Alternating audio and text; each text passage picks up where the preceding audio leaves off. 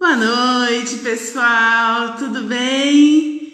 E aí, vamos começar hoje a nossa live falando sobre luto. A nossa convidada especial, Luciana Cassino, ela que é psicóloga, neuropsicóloga e consteladora familiar, né? Teve um imprevisto, eu não sei se ela vai conseguir chegar a tempo aqui para nossa live, espero que sim. Ela vai fazer o possível, tenho certeza, para estar aqui conosco, mas apareceu um compromisso de última hora. Ah, Luciana chegou aqui, ó, tava falando de você. Tava falando que eu não sabia se ia dar tempo de você chegar. Ai, que bom ter você aqui comigo. Vamos dar um tempinho pro pessoal chegar e a gente já começa, viu? Tá tudo certo, Lu?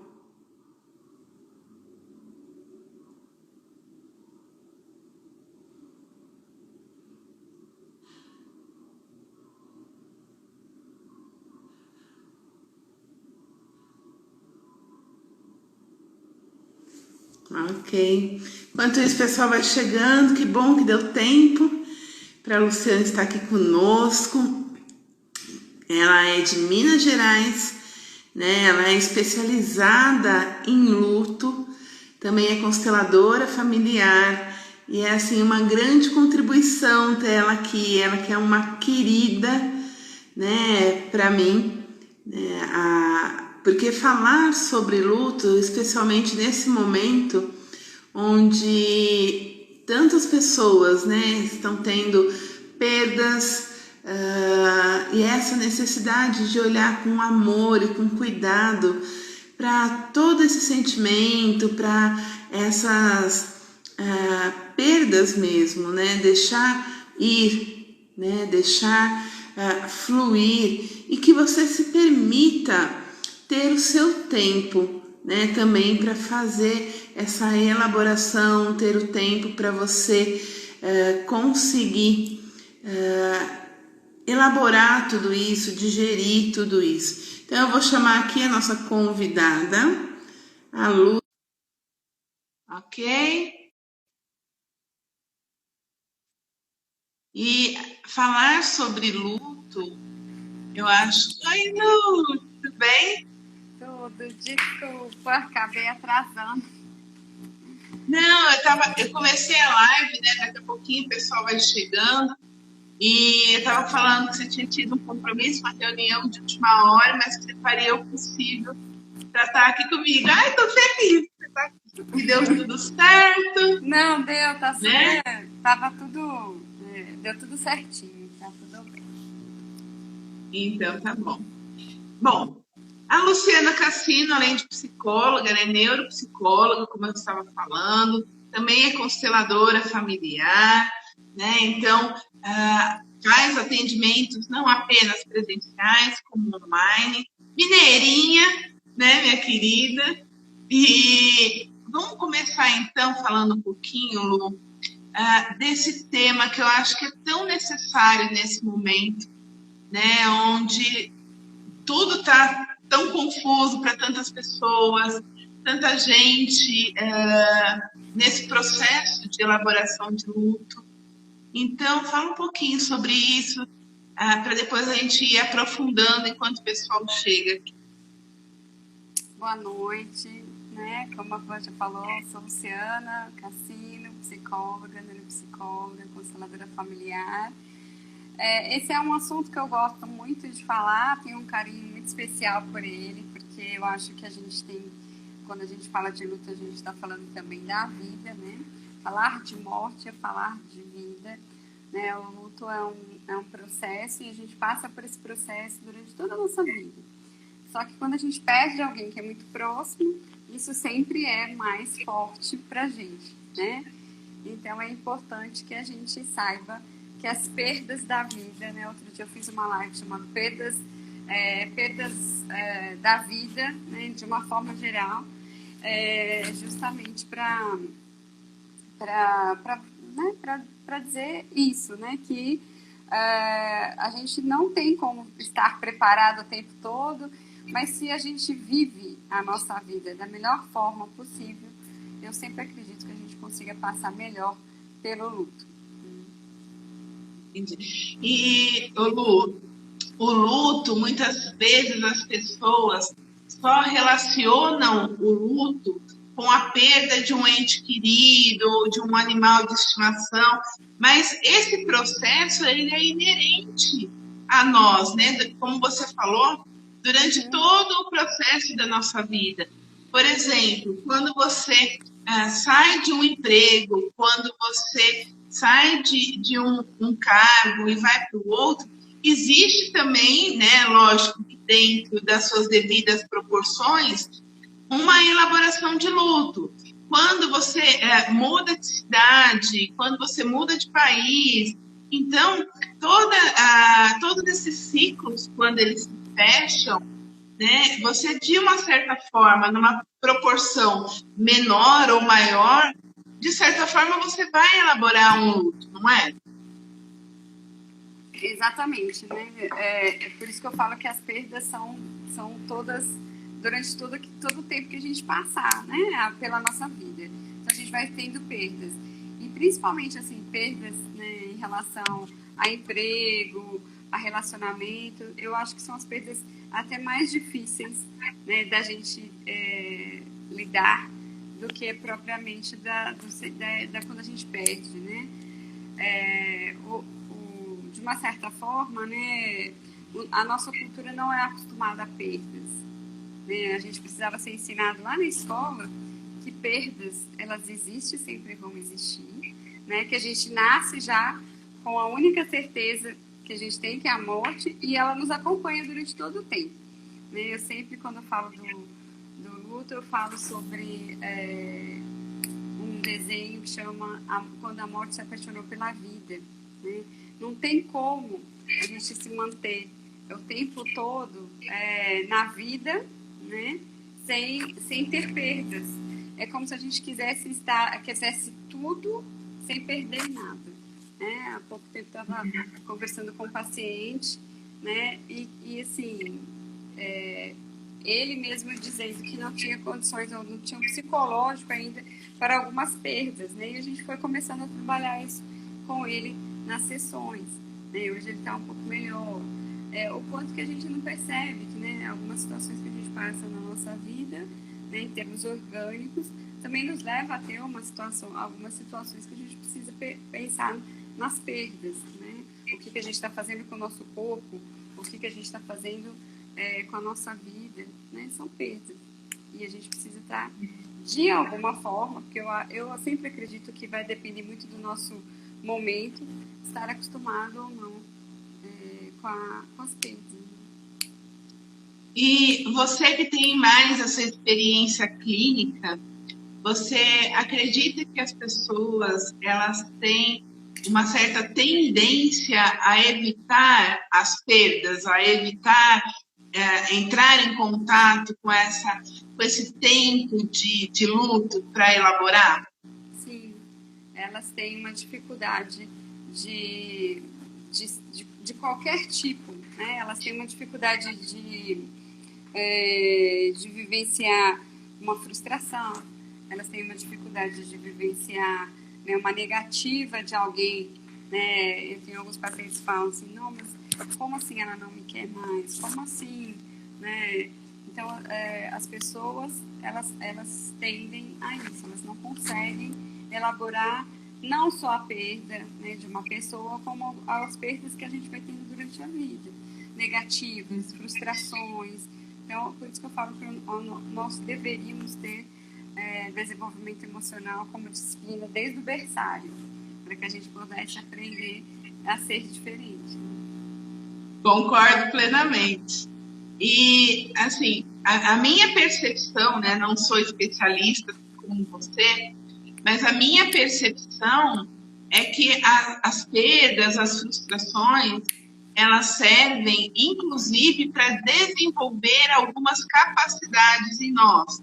Né? Capacidade da resiliência, a capacidade de conseguir enxergar a situação de uma outra maneira, de aceitação, né? Porque por mais que seja assim, né, uma dor, eu acredito, muito forte, a perda de um filho, a perda de um parente, né, próximo, isso de alguma forma também nos fortalece, né? Então, você acha que é importante olhar com essa lente, né, de gratidão também por essa oportunidade de você se desenvolver através de um luto? Sim, outro dia eu estava vendo um post que falava exatamente sobre isso, né? Que assim como as pedras são polidas, né, com atrito, que a gente precisa desse atrito para ser polido também, né? É nesse sentido que a gente tem essas perdas, é nesse sentido que a gente vai passando pelos nossos processos, né? Não dá, outro dia eu também falei isso para uma paciente, não dá pra gente falar assim, para o mundo que eu quero descer, não gostei dessa brincadeira. Não tem jeito, a gente tem que encarar, né? Se a gente pudesse dar um pause ou voltar, né? Porque eu também falo isso muito para os meus pacientes, não tem como a gente ficar voltando e consertando, porque senão a gente não iria para frente, né? Então as perdas são casquinhas que a gente vai tirando, né? É muito uma outra coisa que eu acho muito legal de falar é os processos, né? A lagarta que vai se transformando, né? O seu casulo e que vai se transformando, né? Do casulo ela sai uma grande borboleta. Eu acho que a gente precisa aprender exatamente com a lagarta que ela não precisa rastejar, né? A borboleta que a gente não precisa rastejar sempre. A gente vai passando por alguns estágios e se transforma. A gente precisa desse atrito para poder se transformar. E o casulo, eu acho que é justamente essa metáfora ao processo de elaboração do luto, né? Onde você se recolhe, onde você repensa várias coisas, onde nesse momento de interiorização você consegue meio que arrumar a casa, digamos assim, interna, né? É. E o arrumar a casa interna, e aí por isso a gente tem alguns rituais, né?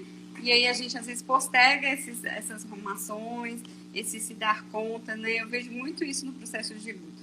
A perda, a dificuldade de se falar sobre, a dificuldade de se falar sobre, inclusive, durante um processo de alguma doença, de algum processo né, de um movimento que a gente vai fazendo, a gente nega esse movimento, né? Eu sempre costumo dizer que a gente, no processo de morrência, né? Essa semana eu até fiz uma palestra sobre isso, a gente vai passando por alguns estágios, a gente vai passando pela perda dos 4 elementos, né? Enquanto a gente está, por exemplo, se a gente estivesse numa doença, com um diagnóstico que seria fatal, a gente vai passando por um processo. E assim também acontece em algumas mortes, quando elas são abruptas, né? Um acidente, uma violência, a gente vai passando por isso. E as pessoas às vezes não entendem, né? Nossa, geralmente o luto mais difícil é esse, quando a gente tem uma perda muito, muito rápida de alguém que a gente não estava esperando, né? Então, geralmente a gente tem uma dificuldade muito maior, é como se ela sumisse, né? E o que eu tenho percebido, né, nesse movimento agora, inclusive do Covid, é que a gente está muito mais próximo da morte do que a gente imagina, né? Agora começamos uma onda de querermos liberar as coisas, inclusive as aulas, e aí um número maior de pessoas juntas, e a gente está passando por isso. E agora? O que eu vou fazer? Mas e as pessoas que moram comigo? E as questões? Então, a gente está nesse questionamento. A gente iniciou um processo muito difícil, né, com a Covid, de desespero, não sabemos o que ia acontecer, depois nós se adaptamos, e agora, quando a gente se adapta, volta tudo aquela palavra que eu também não gosto muito, do novo normal, né? O que será que era esse novo normal? O que é esse normal? O que é novo? O que é antigo? Então, eu acho que a gente está o tempo todo pensando nisso. E agora? O que eu faço? A gente estava protegida dentro de casa, e agora? A gente vai sair todo mundo para a rua, a gente vai voltar. E as crianças? E eu agora? Né? Vamos todo mundo dentro da sala ou não? Põe revezando ou não, volta agora, dia 19, né? Ou, sei lá, de outubro, sendo que falta dois meses para terminar o ano, praticamente um ano letivo. É para que também agora a gente estava numa letargia, né? Vamos devagar e agora deu desespero. Vamos lá, abrir todo mundo. Então, eu acho que a gente ainda está necessitando muito entender os processos. Então, acho que se nada entrou assim, como entrou, né, de uma forma descabida, eu acho que a gente também não pode sair do nosso casulo agora de uma forma descabida. Então, o que eu tenho percebido, né, é que é um medo constante.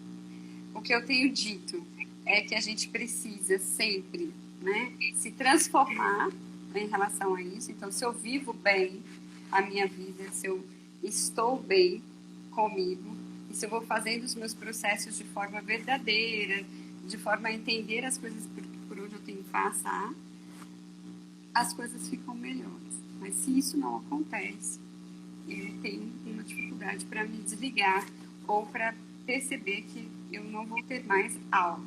Né? E é o que eu sinto que as pessoas têm essa dificuldade. E aí, na tua fala, me vieram duas questões, assim, né? A primeira é por conta da pandemia, né? Por conta da Covid, enfim. Eu acho que as pessoas se deram conta da sua finitude de uma maneira mais clara, né, e objetiva, porque até então você passava pela vida, né, sempre achando que no outro dia você ia acordar e ia fazer o mercado, ia para o trabalho, ia levar o filho na escola. Só que essa certeza, na verdade, nenhum de nós temos em nenhum momento, né? Então, a gente acaba meio que negando a morte, dissociando sobre isso, né? E a Covid, ela trouxe de novo essa consciência, né? Que tem muita ressonância com o que você está falando, no sentido de, olha, vamos fazer o melhor que a gente pode, né? Entre o nascer e o morrer, vamos aproveitar o que existe nesse meio, né? Então, trazer uma consciência também voltada nesse sentido, né? O que eu estou fazendo com a minha vida? E aí você começa a repensar não apenas o luto, como algumas questões de ordem consciencial, ou mesmo do seu eu, né? O que eu estou fazendo aqui? Como que eu me relaciono com as pessoas? Então, sabe aquele negócio de que só deu valor depois que perdeu? Né? Então, talvez o elaborar o luto também passe por isso. Né? Então, será que eu estou preparado para perder tal pessoa? E como que foi a minha relação com essa pessoa até então? Né? O que dá para mudar? O que eu posso fazer para reconstruir laços ou até mesmo desconstruir, né? Porque existem pessoas que ficam em relacionamentos tóxicos, abusivos, e elas não desconstroem empregos que não são mais favoráveis, e elas têm esse receio de não desconstruir por medo da perda. Exato. Então, e aí tem também com relação à Covid, muito se tem falado, né, quando a gente diz de elaboração de luto, dessas famílias que perderam seus entes queridos, né, que é muito doloroso, sim. A gente não está tirando o mérito, né, da dor de ninguém. Mas pouco se fala dos profissionais da saúde, né, que eles vivem a questão do luto não apenas agora, no momento da pandemia, a partir do momento que ele entra para trabalhar, né, no seu mercado de trabalho até quando ele se aposenta. Então, a minha primeira formação, né, eu fui técnica de enfermagem, trabalhei em hospital psiquiátrico, e você lidar com o luto o tempo inteiro. Né? Então, pronto-socorros, intensivistas, e pouco se fala da saúde mental desses profissionais. Existem vários movimentos, né, dos próprios psicólogos, assim como nós, né, de até gratuitamente se oferecendo para dar suporte, para fazer a sua parte, porém agora na época da pandemia. E o restante, né? Porque essas pessoas também precisam de apoio, seja emocional, psicológico, enfim.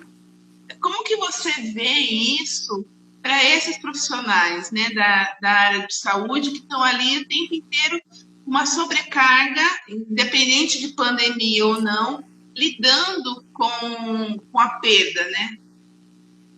Eu sou professora, né, também da enfermagem, da nutrição, da psicologia, da administração, da contábil, e eu falo que a gente tem que falar o tempo todo sobre isso, porque falar sobre isso é falar sobre a vida, né? Eu tenho visto os profissionais da saúde com a síndrome de Burnout, que a gente fala, né? E tendo que ser afastados, né? Eu atendi diversas pessoas que tiveram que ser afastadas nesse momento porque elas não dão conta. Então, assim, é tanta coisa para se pensar, esse cuidar do outro, o que está acontecendo, é a quantidade e é um atrás do outro, né? As escalas e aí o transtorno. Aqui em Minas, a gente montou um grupo chamado Mensana, que é um projeto onde a gente atende profissionais da área da saúde, do SAMU e da Guarda Municipal de Belo Horizonte. Ai, que legal! Parabéns! E aí a gente faz esse projeto de forma voluntária com esses profissionais, porque eles sentiram essa necessidade. Nós salvamos vidas, mas quem salva a gente? Né? Então, é nesse sentido que a gente trabalha, e a gente tem, né, até uma página e a gente tem feito vídeos, né, instrumentalizando com vídeos, com conteúdos as pessoas para que elas possam ter aí um pouquinho, né? A saúde mental ainda é um tabu, né? Cuidar dessas pessoas ainda é um tabu, e essas pessoas muitas vezes não lidam muito bem com a morte, né? Então, eu vejo isso pelos meus alunos, né, de enfermagem, da psicologia também, falar sobre isso ainda é um tabu, né? Até quando a gente tem alguns pacientes que estão em processos, né, de doença e tal, falar sobre isso é um tabu. E aí? Então, eu sempre digo que é pra gente ver, aquilo tudo que você falou, é um autoconhecimento. Então, se eu vivo bem, se eu estou bem, né, eu vou permanecer e vou conseguir extrair o melhor daquilo que eu estou vivenciando. Eu não consigo controlar tudo, né? Não dá para ser um super-homem, uma super-mulher, né? Ups, caiu aqui meu feed. Coisas da tecnologia, né? Eu tenho um negócio que eu apoio o meu celular aqui, mas ele está muito ruim já, eu vou ter que trocar. Então, assim, a gente vai vivenciando situações, né? E eu sempre falo que a gente deveria, né? A partir dessa experiência que a gente teve, que a gente foi levada para dentro de casa, como se fosse o caso da borboleta, a gente foi levada a se ver mais em casa, com as nossas famílias, né? Com o tempo todo, para que a gente vivesse um pouco melhor, né? Eu não digo que a gente não tenha problemas e que a gente tem que viver tudo mar de rosa, mas o que eu posso fazer para ser melhor, né? Eu acho que também é um pouco do que você fala muito nas suas lives, né? No Sentir Quântico, nos seus grupos de WhatsApp, né? O quanto que a gente precisa se transformar, né? E esse tema, para mim, sempre remota, né, a transformação. Né? Durante todo o processo em que a gente vive num sistema que é o nosso sistema, e ele sempre foi influenciado por outros sistemas, nossos antepassados, e aí a gente entra nas questões todas que a gente vê da constelação. E hoje, né, essas pessoas, por exemplo, da área da saúde, além de dar conta das pessoas que estão aqui, ela também tem que dar conta das pessoas que estão em casa. Então, eu tenho tido a frequência de atendimento muito grande de pessoas da área da saúde que não conseguem parar para se cuidar. E aí sobe. Imagina. E você falou uma coisa que eu acho que é muito importante, né? As influências, né, ancestrais, as influências da cultura, porque existem culturas que, inclusive, celebram a morte, né? Então, tem culturas onde, quando a pessoa nasce, eles choram, e quando ela morre, eles festejam, né? Porque eles acreditam que estar aqui nessa realidade, encarnados, enfim, é um sofrimento, né? Dentro da visão de mundo deles. E quando a pessoa morre, ela parte, é a libertação. Então, se você for pegar algumas doutrinas, algumas religiões, né, que falam justamente desse processo de que a morte é apenas uma passagem, as pessoas acabam, de certa forma, através de uma crença, seja ela qual for, espírita, budista, né, seja ela qual for, meio que se alicerçando também, né, esse olhar e construindo uma outra visão, significando de uma outra maneira a morte, né? Você acha que a religião em si, ela pode auxiliar na elaboração do luto? Sim, eu sempre acredito na espiritualidade para eu trabalhar. Nós, enquanto psicólogos, somos um pouco, né, Bate fora do bumbo. Treinado para tomar um cuidado, e aí eu sempre falo isso para os meus alunos, de falar dessas questões, mas eu não estou dizendo da questão que é a nossa, por exemplo, as nossas crenças. Eu sempre falo para os meus alunos que a crença que você vai estar falando é a crença do teu paciente, né? Então, quando a gente vai trabalhar alguma coisa, seja em grupo, seja no projeto, seja no consultório, é a crença do paciente. E isso sempre vai ajudá-lo muito, né, a entender e ressignificar esse processo que ele está vivenciando, né? O quanto que isso é importante para que ele compreenda esse processo de passagem, né? E porque às vezes a gente é questionado e se fala assim, nossa, mas a gente tem que falar, como assim a gente vai falar da experiência dele? Então a gente não vai falar da experiência dele, a gente vai ouvir essa experiência, né? Então a gente vai ouvir. Eu tenho um grupo também de luto aqui em Sete Lagoas, e eu falo que a gente fala sobre o luto, né? O primeiro dia é um processo, né, de catarse, assim, da gente ouvir que não só a gente né, passa por isso, né? A gente sai um pouco do nosso umbigo, achando que sempre só acontece com a gente. A gente fala, né, a gente ouve o outro falando sobre isso. Depois a gente faz um trabalho assim de entender o que é aquela dor para dentro comigo, né, porque que ele está tão sofrido. E depois a gente faz um trabalho também com essa dor, como se fosse um rito de passagem. Então, a importância também da gente falar isso, que é um pouco do que você estava falando. As culturas, tem algumas culturas que elas lidam melhores com a morte, com o processo de morrência, com esse processo, e outras que não. Eu acho que a nossa cultura ainda lida muito mal com esse processo. Outras lidam melhor, né? E aí eu convido vocês para assistir o filme A Vida é uma Festa, que é o Corpo, porque ele fala tanto do processo de morrer quanto do processo da constelação, porque eu acho ele muito interessante. É muito legal. E, Lu, me fala uma coisa. Uma pessoa que, de repente, está nesse processo de luto, né? O que ela pode, por ela mesma, começar a fazer? Porque, às vezes, ou a pessoa não tem condições de ter acesso, né, a um psicólogo, ou mesmo a um constelador, a essas práticas, né, que dão um suporte emocional, psicológico.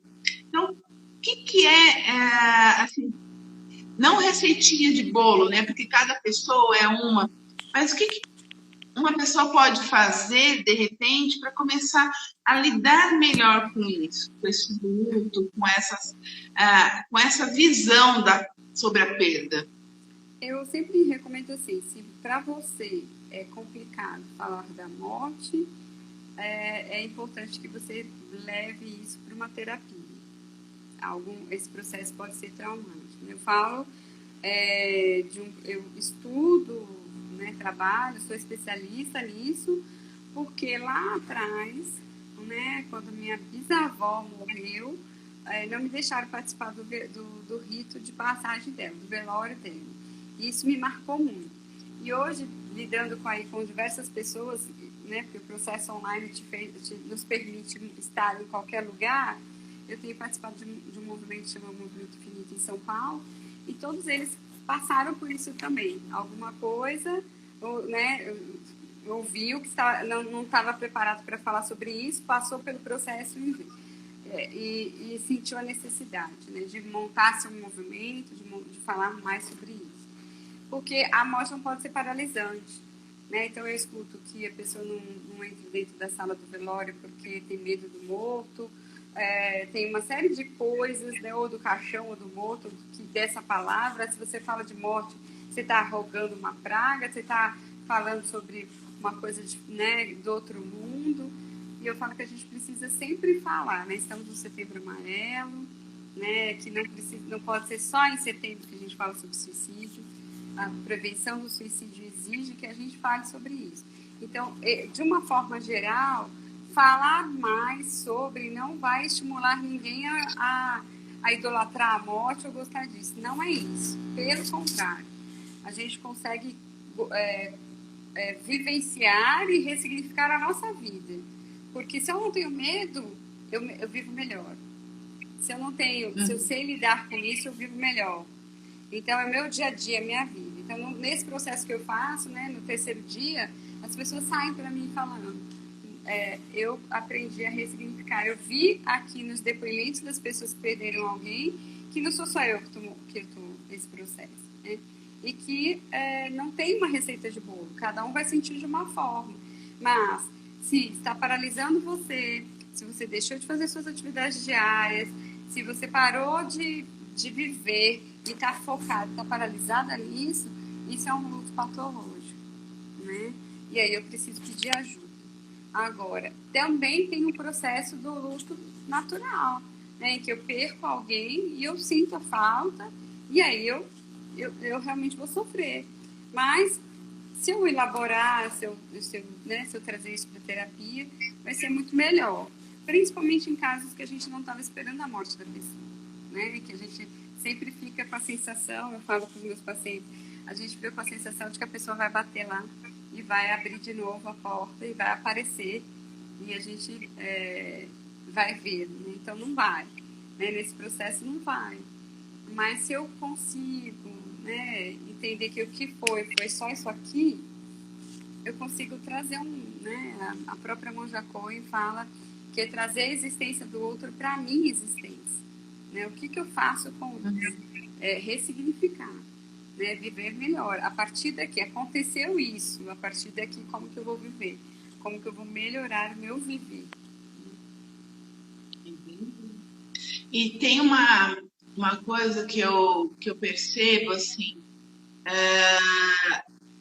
as pessoas, eu acho que elas evitam tanto olhar para dentro, né? Só que esse olhar é importante, inclusive, para você sair, né, de um estado de melancolia, né, desse estado de elaboração do luto, para que isso não se torne uma depressão até. Exato. Né? E como uma pessoa pode saber se o que ela está passando é apenas um luto, né, um processo de melancolia inerente à perda de uma pessoa, de um ente querido, e quando que isso já está caminhando para uma depressão? Isso não é muito certinho da gente ver, né? Mas, geralmente isso, quando ela deixou de fazer as atividades de vida diária, ela se isolou, ela não consegue fazer mais, ou falar, ou fazer alguma outra coisa, não seja relacionando com essa perda, né? Ela para a vida dela em função da perda, né? Eu cito diversos exemplos assim de ressignificado, né, do processo do morrer, de coisas que eu fui ouvindo, né, no meu grupo de luto. Então, assim, de pensar, né, será que a pessoa que foi gostaria mesmo que eu parasse toda a minha vida e eu não conseguisse, né, viver mais porque eu não tenho mais essa pessoa aqui, né? Ou será que eu posso trazer essa existência para a minha existência? Então, eu acredito muito assim, não tem muito, é uma linha muito tênue, mas geralmente, quando eu não paro, né, eu realmente estou num processo muito melancólico, então eu choro todos os dias, eu não consigo levantar da cama, eu prefiro estar dormindo, eu prefiro, eu não consigo fazer o meu asseio, eu não consigo fazer as coisas que eu deveria estar fazendo, isso é um luto patológico. Mas quando eu consigo entender que houve uma perda, que é sofrido, porque é importante a gente passar pelo luto. Não adianta a gente, que é uma coisa também assim, toma o remédio ou não. Se você está nesse estágio, eu não consigo levantar da cama, eu parei no tempo, eu não estou dando conta, eu sempre acredito na utilização da medicação. Sempre. E a gente tem que desmistificar um pouco isso. Porque, eu vou dopar. Não, você vai subir um pouquinho a pessoa. Né? Ela precisa passar por esse processo. Né? Então, ela precisa... Até para ela ter condições de reagir, né? Ela precisa ter condições de reagir, ela precisa ser resgatada, né? E aí é nesse processo. Porque né, a referência que eu sempre trago, que é a doutora Ana Cláudia, ela fala que não adianta a gente querer dopar a pessoa para ela não sentir essa dor agora, nesse momento, porque quando tirar, ela vai sentir tudo de novo, né? Então, é nesse sentido. Então, é você se perceber. E muitas vezes a gente não para, né? A gente entra no automático, a gente não reflete o que a gente está fazendo, né? A gente procura, né? A gente deixa a vida levar, que é diferente de aceitar o que a vida está trazendo para a gente naquele momento. Então, a gente tem essa dificuldade, né? Essa dificuldade de perceber o outro e tudo que está acontecendo comigo, né? Bom, pessoal, queria saber se vocês querem fazer alguma pergunta para a Luciana, né? Aproveitem que ela está aqui, a nossa, compartilhando todo esse conhecimento dela aqui conosco. E eu queria saber se vocês têm perguntas para fazer para ela. Sim ou não? O assunto não tem, né? O assunto, ele atrai e ele também repudia, né? Por conta desse tabu, né? Eu acho que é bem isso. A gente, às vezes, fica um pouco, né? Nossa, mas o que eu vou perguntar ou o que eu vou querer saber, né? Porque é um assunto que tanto atrai quanto repudia, né? Ou então, não quer perguntar nada, não quer nem saber disso. Não, deixa quieto lá e um dia, como hoje, né? Eu trabalho muito com a questão do luto dentro de uma funerária. Eu falo que a gente precisa desmistificar muito isso, né? Porque quem vai fazer esse trabalho, né? Então, quando a gente não pensa na morte, fica pensando assim, então todo mundo vai ficar aqui, e aí? Né? Não vai ter o amor, não vai ter a perda, não vai ter... Como que eu vou querer? E hoje também é uma coisa saudável a gente pensar em como eu quero passar por isso. Isso não quer dizer que a gente está falando de um suicídio assistido, não é isso. Mas como eu quero passar por isso? Então, eu me dei conta de que eu estou doente, eu não posso, né, uma doença que vai me levar ao óbito, né, num período de tempo. Como é que eu lido com isso? Então, eu posso dizer, né, que a gente tem hoje a possibilidade juridicamente de ter um testamento vita, que é diferente do que a gente faz depois, né? Deixei um testamento. Esse testamento você vai dizer como é que você quer passar seus últimos momentos, né? Então, eu quero sentir dor, eu não quero sentir dor, eu quero ir para casa, eu não quero ir para casa, eu quero saber o que as pessoas estão fazendo comigo. Tudo isso você pode, e juridicamente você pode deixar documentado.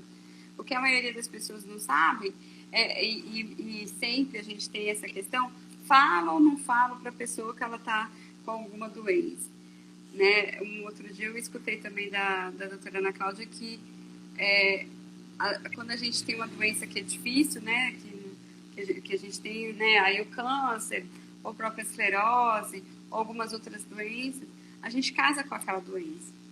Né? A gente não é a doença, mas a gente acaba casando porque vai viver um bom período.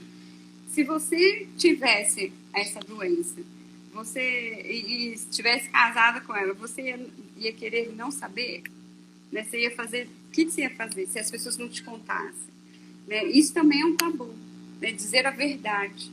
Né? Olha, está acontecendo isso, isso, isso.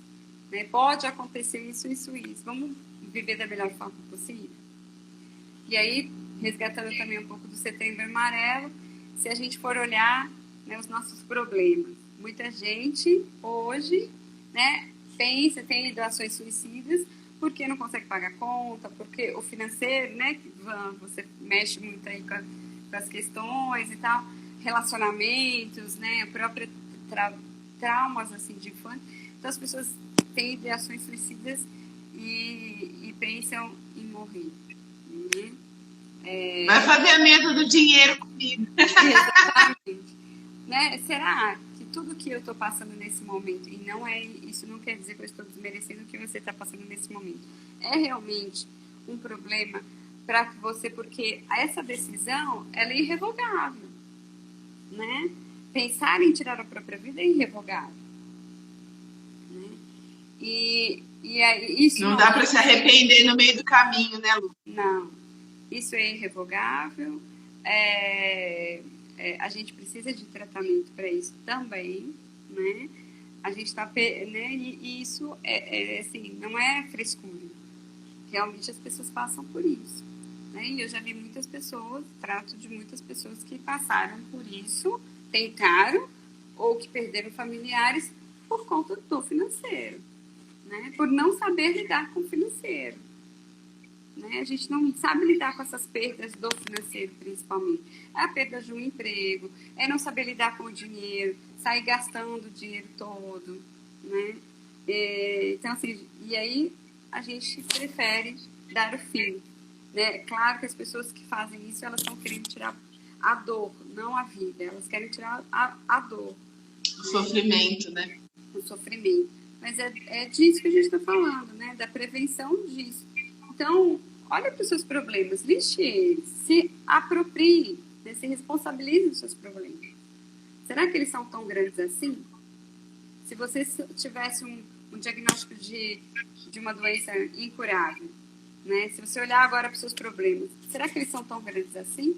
Ou a gente pode, né, dividi-los, departamentalizá-los e melhorar isso, né? E a vida em si, ela é cheia de ciclos, né? Então, se você olhar para tudo que existe, são ciclos. Então, muitas vezes a pessoa está num ciclo mais negativo, mais ruim, com um monte de dívida, com um monte de coisa. Só que ela não vê muitas vezes que existe saída, e do mesmo jeito que você desceu, né, fez o looping da sua roda gigante para embaixo, elas também têm condições de ir lá para cima, porque é um ciclo.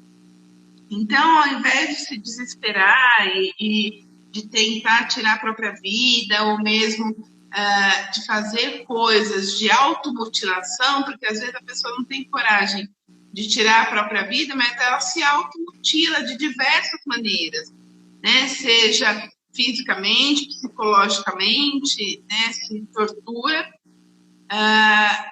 É pensar o que eu posso fazer para eu sair dessa situação, né? Então, o que eu posso fazer para me alinhar com infinitas possibilidades que eu ainda nem cheguei a perceber, né? Então, lógico, cada pessoa tem o seu livre-arbítrio, tem o poder de escolher o que fazer, né? Então, mas quando a gente fala de elaboração de luto, talvez essa escolha não tenha só a ver com ela, né? Isso daí também envolve outras pessoas, sejam eles filhos, cônjuges, família como um todo, amigos. Então, se você não estivesse aqui hoje, né? Quantas pessoas não necessitariam de uma palavra tua de apoio, de um conselho teu, né? Da tua própria energia, de um abraço teu. Então, quando a gente fala de suicídio, a gente não está falando apenas da escolha da pessoa, a gente está falando também do impacto disso para todos ao redor dessa pessoa, né, Lu?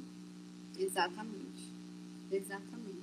Então, se a gente cria um aconchego, um amparo, uma vida melhor, e aí é o que a gente fala sempre, né?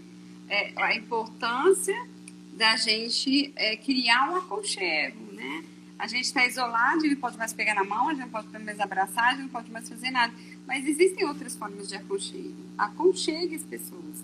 Né? Quando as pessoas estão passando pelo luto, elas sempre me falam que elas gostariam de ouvir assim, olha, porque as pessoas ficam assim, e aí? Mas eu acho que você tem que parar de pensar nela.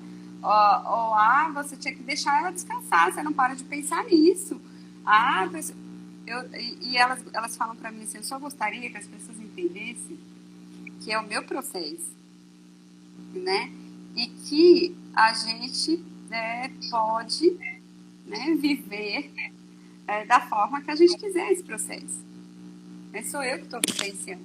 Então, a maioria das pessoas fala assim, eu só queria que as pessoas falassem assim, pode contar comigo, eu estou aqui, se você precisar, eu seguro sua mão.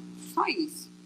Como ela vai lidar com esse luto, se ela vai falar dele todos os dias, se ela vai lembrar dele, se ela vai ainda, né, perdoar tudo que aconteceu, né? Porque também tem uma questão aí, né? O enlutamento pelo suicídio é um enlutamento pesado, de culpa, de um monte de coisa, né? E assim como os outros lutos também vêm carregados de outros sentimentos. Mas as pessoas falam, eu gostaria apenas que a pessoa segurasse na minha mão e dissesse, ó, eu tô aqui, se você precisar, eu tô aqui. Né? É só isso. Esse é um carinho. Né? Então, sempre que eu vejo alguém que perdeu alguém, eu digo, se você precisar, imagina que eu estou segurando sua mão aí, mesmo que eu estou longe. Né? Porque é isso. Né? A gente gosta, a gente quer que as pessoas entendam que a importância daquela pessoa não importa se vai levar 1 mês, 2 meses, 3 meses, 4 meses, não importa. É o seu processo de luto. Não tem uma receita de bolo. Por isso que eu acho, né, a gente lidaria melhor se a gente falasse mais sobre isso e talvez a gente elaboraria melhor o luto. Mas como a gente não tem isso é tabu, a gente não fala. E tem muitas famílias, né, que isso, inclusive, nossa, né, vem a questão do julgamento, né? Nossa, mas a pessoa já faleceu há tanto tempo, você está ainda nessa, né? Você ainda e o contrário também é verdadeiro. Se você lida super bem com o luto, você nem estava aí para a pessoa que morreu. Olha lá, já está de outra, entendeu? Não esperou nem o morto esfriar, já está se dando melhor. Né? Tem na verdade, o tempo todo.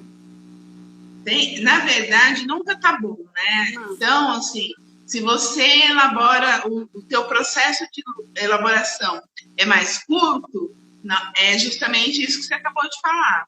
Se a pessoa demora, nossa, mas ainda tá nisso, também é julgado. Ou seja, eu acho que as pessoas precisam julgar menos e amar mais o próximo, né? Independente de quanto tempo, como você acabou de falar, vai ser, você está ali para julgar, né? Só está indo rápido demais, demorado demais, você está ali para apoiar. Então, talvez você passe por um processo e que você também se depare na mesma situação. E aí? Né? Então, tem pessoas que, por exemplo, a morte do meu avô paterno, eu era muito apegada, ele faleceu, eu tinha 8 anos e meio, mas até hoje é algo que reverbera em mim. Uhum. Né? Lógico, eu não fico mais tão entristecida, mas é algo que eu sinto falta. Uhum. Né? Então, quer dizer, lógico que numa proporção menor, mas isso ainda é reverberado em mim.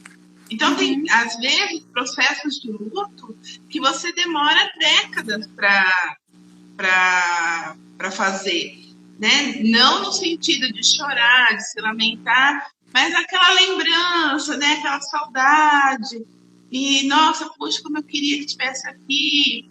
Em alguns momentos, vocês se pegam numa lembrança que te entristece. Então, naquele momento, também é um mini luto que você está elaborando. Né? Por que não? É porque não se permitir ser vulnerável. Né? Não se permitir mostrar essa vulnerabilidade. Né? Onde está escrito que a gente tem que ser forte o tempo inteiro? Onde está escrito que a gente não pode se permitir sentir a falta do outro? Né? Então, esses contratos são muito mais crenças nossas, né? Que nós vamos aprendendo e se a gente não tomar consciência, a gente fica passando isso adiante, né? E vai geração atrás de geração. E aí? Né? Então, de que forma que você se permite trabalhar o teu luto também diz muito da forma que você se permite trabalhar outras questões na sua vida. Exatamente. Né? Pessoas que não são...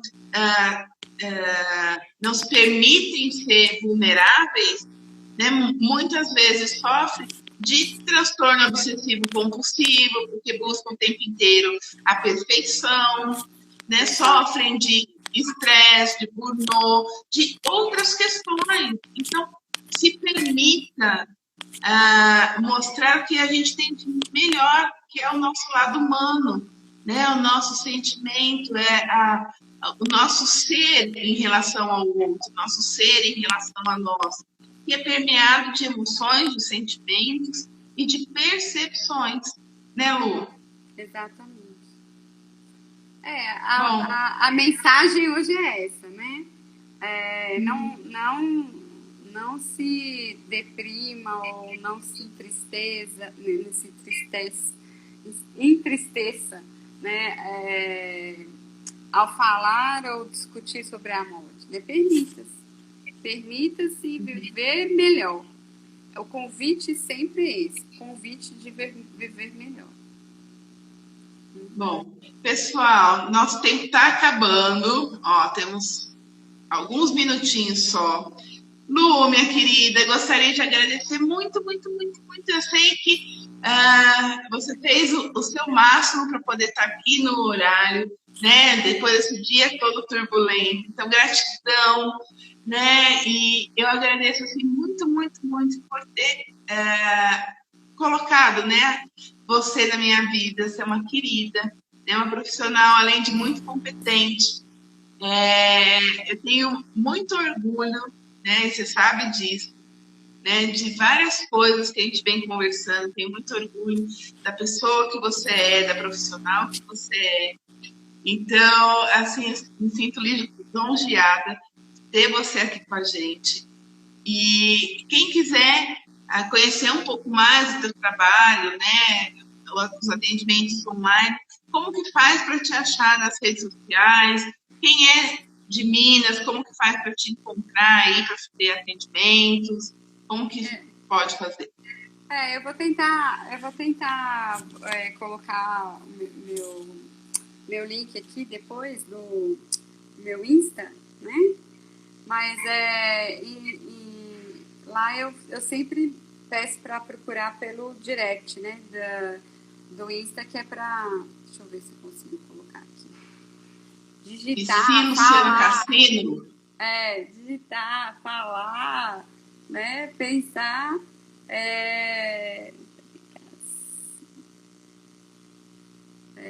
Estou colocando aqui o meu Insta para vocês, né? E tem até alunos meus hoje aqui, olha só que bonitinho.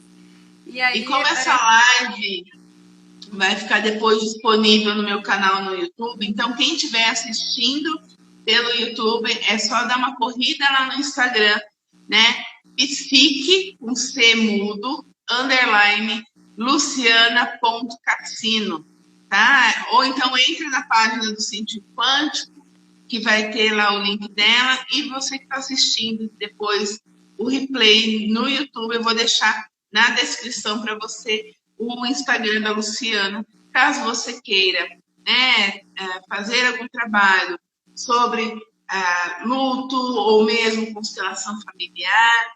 Ela está aí super disponível, atende o Brasil inteiro. Então é isso.